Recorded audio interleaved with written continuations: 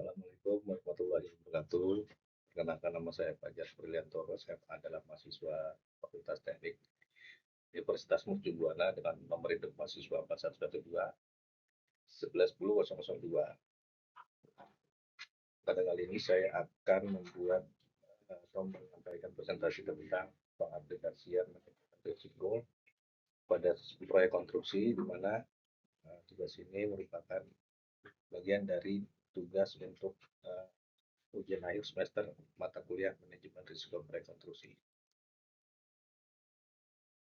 Dalam presentasi ini saya akan menyampaikan tentang review artikel yang berkaitan dengan manajemen risiko dan pelaksanaan proyek konstruksi, di mana dalam pembahasan ini saya akan membahas 3 artikel yang berkaitan dengan manajemen risiko. Yang pertama adalah analisis manajemen risiko pelaksanaan pembangunan jalan tol dengan studi kasus proyek pembangunan jalan tol Bekasi Cawang Kampung Melayu. Kemudian yang kedua adalah manajemen risiko pada proyek konstruksi jembatan dengan menggunakan kajian literatur yang sistematis.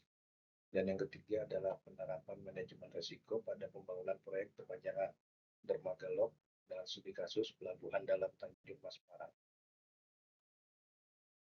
Untuk artikel yang pertama yaitu analisis manajemen risiko pelaksanaan pembangunan jalan tol, studi kasus proyek pembangunan jalan tol Bekasi Cawang Kampung Melayu. Saya ambil dari Jurnal Rekayasa Sipil 14 nomor 1 tahun 2020 yang ditulis oleh Nia Rahmawati dan Andi dan Rizky dan Triaja. Artikel ini membahas identifikasi dan mitigasi resiko pada tahap pelaksanaan proyek jalan tol Becakayu Jakarta, di mana dalam penelitiannya menggunakan pendekatan kombinasi antara kuantitatif dan kualitatif yang melibatkan metode DLP, analisis deskriptif, dan analytical hierarchy proses atau AHP. Dari 49 resiko yang teridentifikasi, 47 dinyatakan valid dan reliable, yang kemudian dikelompokkan dalam 10 aspek risiko utama, yaitu politik, lingkungan, ekonomi, pembiayaan, alam, proyek, manusia, teknis, kriminal, dan keselamatan. Ya, setiap aspek memiliki risiko paling dominan yang dianalisis lebih lanjut untuk mitigasi. Kemudian yang menjadi kekuatan artikel ini adalah yang pertama, artikel ini mengikuti tahapan manajemen risiko sesuai standar internasional AS NZS 4360. Kemudian ada penggunaan DLP, analisis deskriptif, dan AHP yang menunjukkan pendekatan multidimensi yang komprehensif. Lalu, ada studi kasus proyek Becakayu membuat hasil penelitian aplikatif dan kontekstual. Sementara itu, catatan kritis yang dapat saya berikan adalah yang pertama, meskipun AHP digunakan untuk menentukan bobot risiko yang dominan, namun tidak dijelaskan secara mendalam mengapa metode tersebut dipilih dibanding metode lain seperti FMEA, Monte Carlo, atau SWOT. Kemudian yang kedua adalah kurang menyentuh integrasi digital dan teknologi konstruksi. Lalu yang terakhir, artikel menyajikan mitigasi risiko namun tidak dilakukan simulasi atau prediksi dampak setelah mitigasi diterapkan. Kemudian saran yang dapat diberikan adalah yang pertama, sertakan pendekatan teknologi seperti BIM, IoT based monitoring, atau software risk register agar pengelolaan risiko lebih proaktif dan real time sesuai standar internasional. Kemudian dapat menggunakan simulasi atau uji kasus post mitigation scenario untuk mengetahui apakah mitigasi benar-benar efektif, mengurangi dampak atau probabilitas risiko.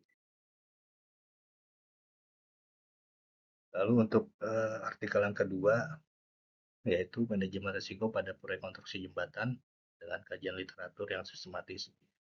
Ini diambil dari Jurnal Teknologi dan Manajemen volume 20 Maret 2021 halaman 96 dan 87.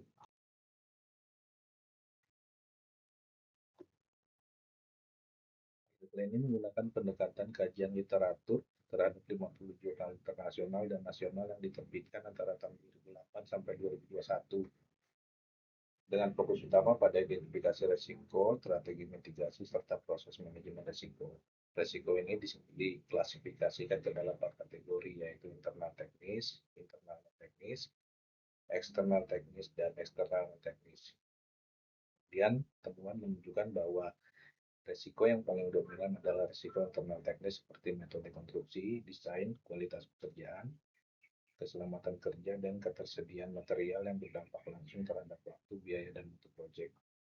Artikel ini juga menekankan pentingnya penerapan mitigasi melalui koordinasi lintas stakeholder, peningkatan kapasitas SDM, serta pemanfaatan teknologi informasi seperti Bayesian Network dalam kerangka revolusi industri 4.0. Secara keseluruhan, kajian ini bertujuan sebagai acuan strategis untuk pengendalian risiko yang lebih ada dalam proyek infrastruktur jembatan. Kemudian, kekuatan dari artikel ini adalah yang pertama, memanfaatkan 50 jurnal sebagai bahan kajian lintas negara dan waktu. Kemudian yang kedua adalah pembagian risiko menjadi 4 kategori: internal teknis, eksternal teknis, dan eksternal teknis, sangat mempermudah pemetaan. Lalu yang terakhir adalah menyediakan framework analisis berbasis Bayesian Network sebagai pendekatan modern dan respon terhadap industri 4.0. Lalu catatan kritis yang dapat disampaikan untuk artikel ini adalah, meskipun data biometrik disajikan, tidak ada eksplorasi statistik yang mendalam terhadap tren atau bobot risiko. Kedua, saran mitigasi tidak seluruhnya berbasis studi efektivitas atau dibuktikan dengan data proyek. Yang ketiga, 66% jurnal berasal dari Indonesia yang bisa berpotensi bias lokal, padahal proyek infrastruktur besar dan bersifat lintas teknologi dan budaya.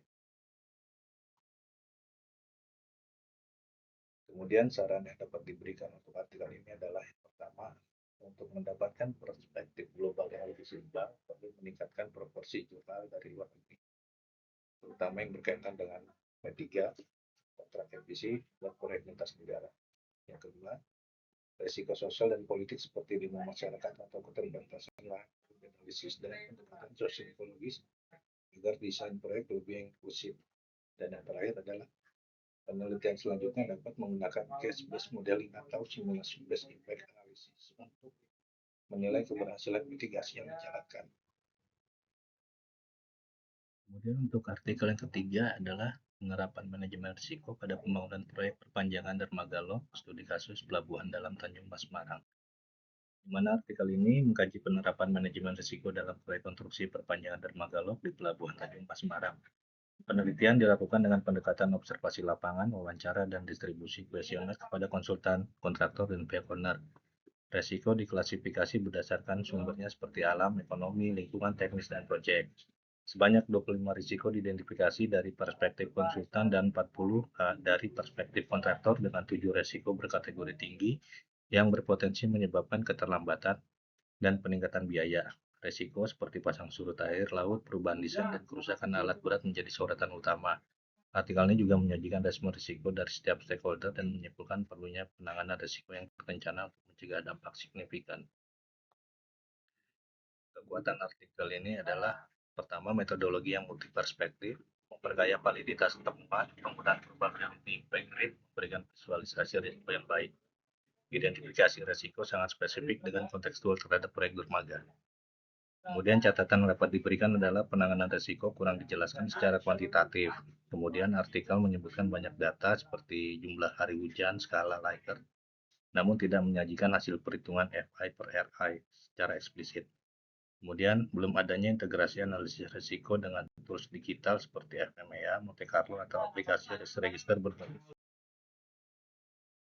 Kemudian saran yang dapat diberikan adalah tambahkan pengukuran dampak dari action plan seperti perbandingan aktual versus plan schedule setelah mitigasi diterapkan.